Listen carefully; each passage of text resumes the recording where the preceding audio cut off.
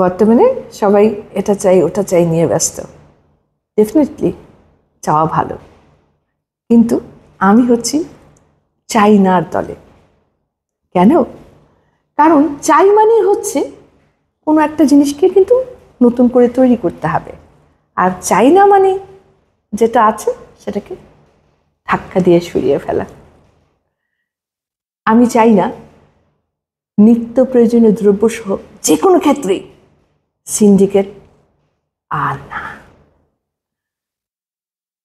যে কোনো দপ্তরে বারবার যে হয়রানি হয় জ্যাক না থাকার কারণে, সেটা আর চাই না। আমি কে আমাদের চেনস? এই ধরনের হেডম দেখানো ব্যক্তি কিংবা আপনি একটা জোস এই ধরনের তেলালা ব্যক্তি কাউকে দেখতে চাই না। That's it.